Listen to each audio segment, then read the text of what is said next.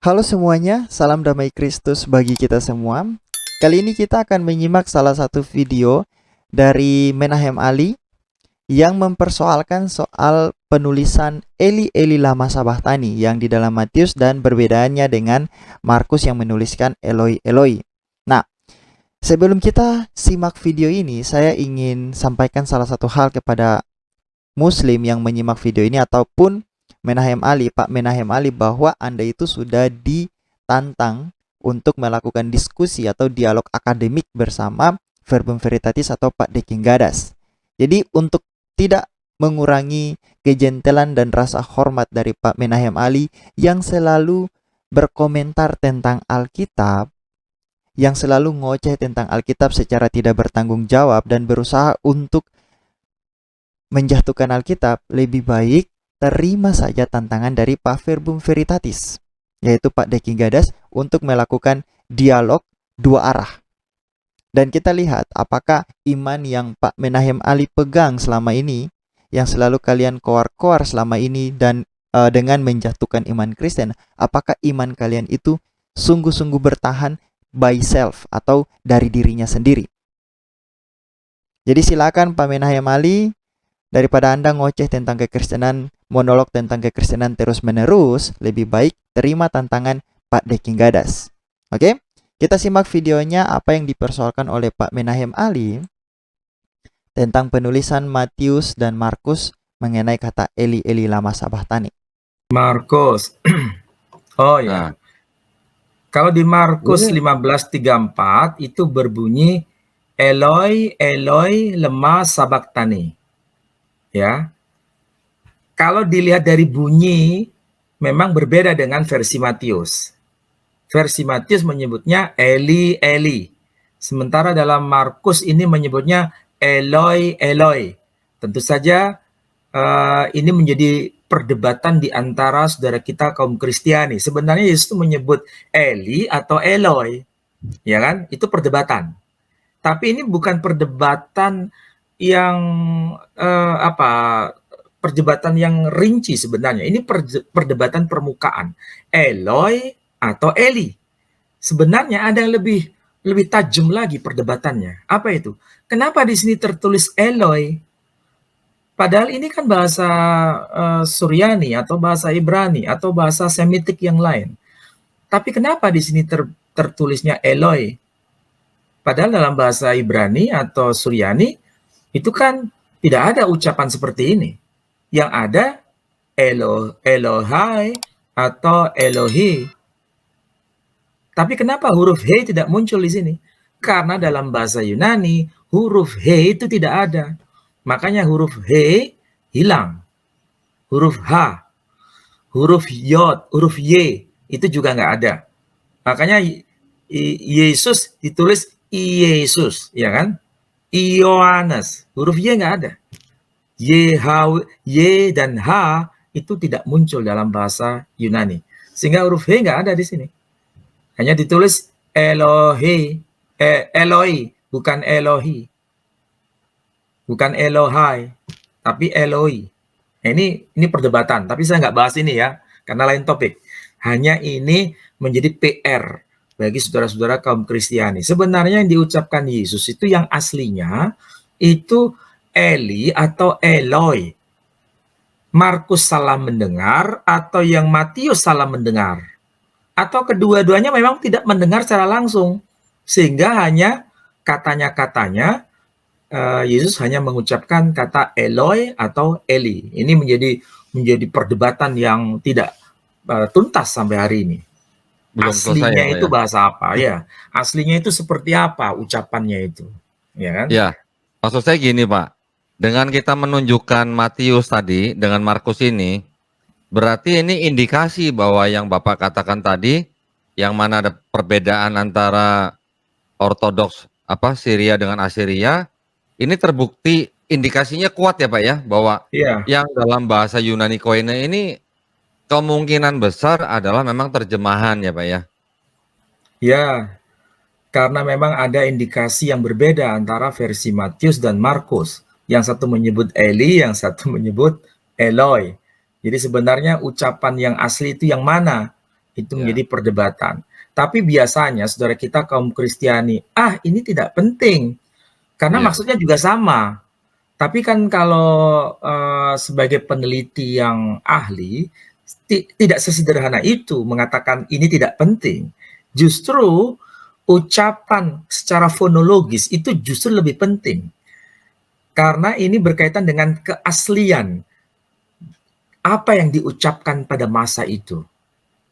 Sehingga kalaupun ada perbedaan, bisa jadi itu salah salinan atau salah mendengar atau salah kutip. Itu kan ada alternatif penafsiran, ya kan?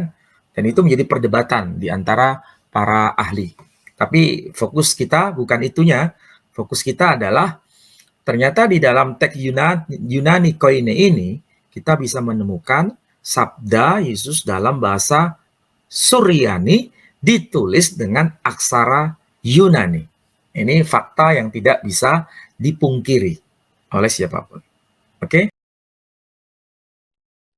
Oke, jadi seperti itu. Apa yang menjadi titik persoalan dari Menahem Ali? Yaitu bahwa sebenarnya apa yang dikatakan oleh Yesus Kristus, apakah Eli Eli lama sabachthani ataukah Eloi Eloi? Jadi dia persoalkan hanya dari kata Eli Eli ataukah Eloi Eloi. Dan itu dia mengindikasikan bahwa kalau misalnya ada perbedaan, maka pertanyaannya adalah apakah Matius Markus itu salah menulis, salah mengutip, ataukah memang mereka tidak melihat sama sekali atau mereka tidak mendengarkan sama sekali. Nah, itu sebenarnya sesuatu hal yang menurut saya tidak terlalu penting dan memang dia sudah katakan tidak terlalu penting. Kenapa? Karena kalau kita membaca ayat itu, Matius dan Markus tidak hanya menuliskan Eli Eli lama sabachthani atau Eloi Eloi lama sabachthani tanpa memberikan terjemahannya. Tapi kalau saudara-saudara baca di dalam ayat itu, mari kita lihat ya. Kita lihat ayatnya. Oke, sekarang mari kita lihat apa yang dikatakan oleh Matius 27. Kita lihat. Mulai dari jam 12, kegelapan meliputi seluruh daerah itu sampai jam 3. Kira-kira jam 3 berserulah Yesus dengan suara nyaring, Eli Eli lama sabachthani. Ini di dalam Matius 27 ayat 45 sampai 46. Yang artinya, Allahku, Allahku, mengapa engkau meninggalkan aku? Mendengar itu beberapa orang berdiri di situ berkata ia memanggil Elia. Dan segeralah datang seseorang dari mereka, ia mengambil bunga karang, mencelupkannya ke dalam anggur asam, lalu mencucukkannya pada sebatang bulu dan memberi Yesus minum. Tetapi orang-orang lain berkata, jangan, baiklah kita melihat apakah Elia datang untuk menyelamatkan dia. Oke, itu yang pertama. Sekarang kita lihat di Markus 15 ayat 33.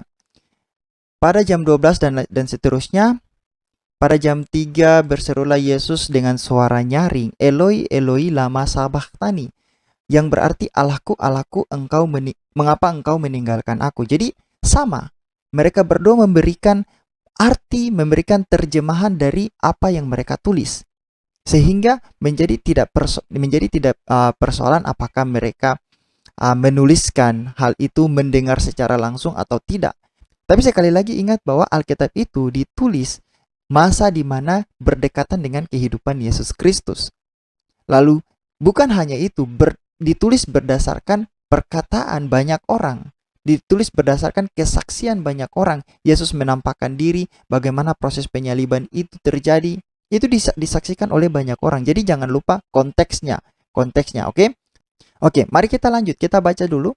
Mendengar itu beberapa orang yang berdiri di situ berkata, lihat, ia memanggil Elia. Maka datanglah seseorang dengan bunga karang, mencelupkannya ke dalam anggur asam, lalu mencucukkannya pada sebatang bulu dan memberi Yesus minum serta berkata, baiklah kita tunggu dan melihat apakah Elia datang untuk menurunkan dia. Jadi sebenarnya persoalan di sini tidak ada persoalan sama sekali, mau Eloi Eloi ataupun Eli, itu sudah diberikan maknanya bahwa Allahku artinya Allahku, Allahku, mengapa engkau meninggalkan aku? Nah, persoalan apakah Yesus mengatakan Eloi Eloi atau Eli Eli, itu sebenarnya adalah sebuah transliterasi dari bahasa.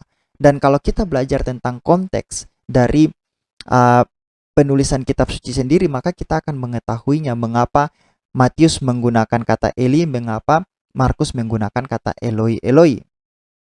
Nah, ada salah satu tulisan yang sebenarnya sudah menjawab persoalan ini. Menjawab persoalan dari apa yang dipersoalkan, sebenarnya hal yang tidak penting yang dipersoalkan oleh Menahem Ali. Kita lihat, ini adalah salah satu blog yang ditulis kajian tekstual Eli atau Eloi. Sekarang kita kaji kata Eli dan Eloi. Mengapa terdapat perbedaan antara Markus dan Matius? Selama ini pemahaman umum yang berkembang kata Eli adalah Ibrani, sedangkan Eloi adalah Aramik. Arti kata Eli menurut Strong itu artinya my God. Itu adalah Eli. Kata El merupakan noun yang merupakan nama ilahi selain Eloah dan Elohim. Setelah ditambahkan pronoun menjadi Eli atau Eli atau my God, Allahku. Kata Eloi yang selama ini dikenal sebagai Aramik menurut saya kurang tepat. Ini menurut blog ini ya. Karena kata yang tepat untuk Aramik adalah Elahi.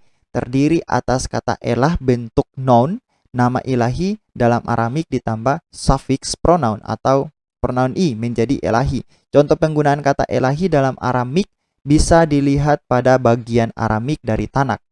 Daniel 4 ayat 8. Kata Eloi merupakan salah satu varian hasil transliterasi Ibrani ke Yunani. Contohnya bisa lihat dalam versi Greek dari Tanak, LXX, Hakim-Hakim 5 ayat 5. Tertulis kata Kurio Eloi yang ditransliterasikan menjadi Kyrio Eloi. Kata Eloi yang sama terdapat juga dalam Markus 15 ayat 34. Eloi, Eloi, lama sabachthani. Jadi ini bukan persoalan apakah Matius atau Markus yang salah kutip atau salah mendengarkan, bukan. Ini hanya persoalan transliterasi bahasa. Dan itu tidak terlalu urgensi, tidak terlalu penting untuk dipersoalkan. Kecuali Matius menuliskan hal yang berbeda maknanya dengan Matius. Markus menuliskan hal yang berbeda maknanya dengan Matius. Nah, itu baru dipersoalkan. Ini tidak berbeda sama sekali. Mereka sama-sama menunjukkan bahwa arti keduanya adalah Allahku, Allahku, mengapa engkau meninggalkan aku? Nah, persoalan bahwa Menahem Ali mengatakan menurut, kalau misalnya seseorang yang ahli dalam bidang apa itu fonologi ya, maka itu seharusnya menjadi sesuatu kriteria untuk menunjukkan apakah itu asli ataukah tidak.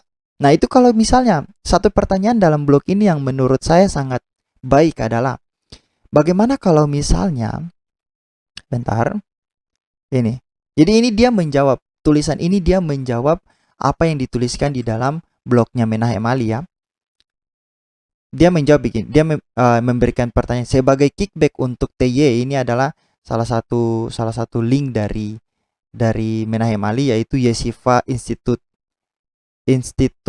apa yang namanya, The Yeshiva Institute ini ya, The Yeshiva Institute dia singkatkan menjadi TYI. Dia mengatakan begini, sebagai kickback untuk TYI dan polemikus Islam lainnya, bagaimana jika metodologi mereka kita terapkan kepada Quran, kita terapkan ke Quran, akan terlihat terjadinya standar ganda dan Quran tidak akan lulus ujian berdasarkan standar mereka sendiri. Dan memang betul, kalau kita menggunakan kajian filologi untuk mempersoalkan apa yang dikatakan oleh Quran sendiri, itu akan menjadi persoalan yang sangat berat bagi polemikus Muslim, khususnya bagi Menahem Ali dalam menjawab persoalan-persoalan itu.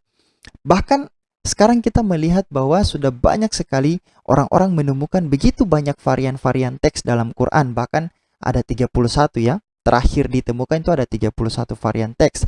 Dan juga bukan hanya itu, varian teks itu mengubah meaning dari Quran itu sendiri, arti dari Quran itu sendiri.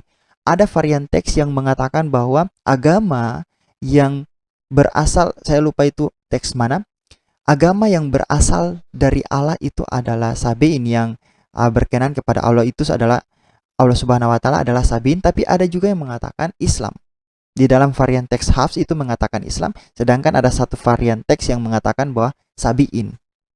Agama dari sisi Allah itu adalah Sabi'in. Jadi sebenarnya mana yang benar? Jadi kalau kita gunakan standar yang digunakan oleh Menahem Ali, maka akan sangat sulit untuk Menahem Ali menjawab persoalan-persoalan dalam Quran sendiri. Jadi jangan menggunakan standar ganda. Oke, selain daripada itu, Yang menjadi persoalan di sini bukan tentang Eli Eli atau Eloi Eloi, karena kita sudah lihat bahwa itu hanya sebuah transliterasi dari bahasa. Jadi tidak ada persoalan apakah Matius mau menggunakan Eli atau Markus menggunakan Eloi, tidak ada persoalan. Kenapa? Karena mereka sudah memberikan makna yang sama, arti yang sama, yaitu artinya adalah Eli Eli lama sabachthani, atau Allahku Allahku mengapa engkau meninggalkan aku. Dan beberapa orang yang mendengarkan bahasa itu, kalau ditransliterasikan dari Eli menjadi ditransliterasikan menjadi Eloi ataupun Eli, mereka tetap beranggapan bahwa Yesus Kristus memanggil Elia. Artinya apa? Artinya mereka paham apa yang dikatakan oleh Yesus Kristus. Artinya mereka paham apa yang dikatakan oleh penulis Injil, yaitu Matius, Markus. Bukan persoalan apakah Yesus mengatakan Elia. Sekali lagi bukan persoalan itu. Elia atau Eloi, bukan persoalan itu. Nah, persoalan yang paling urgent di sini, yang paling penting untuk diketahui oleh Menahem Ali adalah bagaimana dengan Quran yang mengatakan Isa Al-Masih itu adalah anak dari Maryam, saudara perempuan Harun, yang dimana saudara perempuan Harun yaitu Maryam, yaitu saudara Musa juga, saudari Musa juga, hidupnya itu jauh dari Yesus Kristus. Kalau kalian mau kaitkan Isa Al-Masih dengan Yesus Kristus, bagaimana kalian mendamaikan ini? Bahkan jangan jauh-jauh untuk memberikan kesan bahwa di dalam kekristenan itu banyak perdebatan persoalan dengan kata ini. Jangan memberi kesan seperti itu, karena di dalam Islam sendiri perdebatan tentang saudara perempuan Harun itu tidak habis-habis. Sampai sekarang, bahkan pencarian Isa Al-Masih sebagai suatu pribadi, apakah itu dongeng atau tidak, itu menjadi persoalan di dalam Islam, menjadi perdebatan yang sangat penting di dalam Islam. Kenapa? Kalau misalnya Isa Al-Masih tidak terbukti sebagai pribadi yang historis, sebagai pribadi yang pernah ada, maka ya kita tahu bahwa Quran sendiri sebenarnya menuliskan banyak dongeng-dongeng, dan itu sudah dikonfirmasi oleh Quran bahwa orang-orang akan menuduh Muhammad menceritakan dongeng-dongeng. Dan memang betul, setelah kita diteliti, memang banyak sekali cerita-cerita yang tidak sesuai dengan fakta, tidak sesuai dengan historis. Itu hal yang paling penting yang harus dikaji oleh Menahem Ali dan para polemikus muslim lainnya atau kawan-kawan muslim lainnya. Dan bahkan sudah ada buku yang mengkaji tentang itu, menuliskan bahwa sebenarnya pendekatan historis, pendekatan sejarah untuk Quran itu salah. Itu ada di dalam buku sejarah, saya lupa nama bukunya, sebentar saya lihat. Oh, ada bukunya di sini. Al-Quran bukan kitab sejarah. Jadi itu persoalan yang paling penting untuk Menahem Ali. Oke, seperti itu yang ingin saya sampaikan kepada saudara-saudaraku muslim. Sekali lagi saya berdoa kepada kalian supaya kalian yang mencari kebenaran itu menemukan kebenaran yang sejati, dan kebenaran itu dapat membebaskan kalian. Dan untuk Pak Menahem Ali, silakan terima tantangan dari Pak Verbum Veritatis untuk melakukan dialog yang akademis. Kalau memang Anda benar-benar seorang yang akademis atau seorang yang ahli dalam hal-hal seperti ini. Oke, kita jumpa di video berikutnya. Tuhan Yesus memberkati.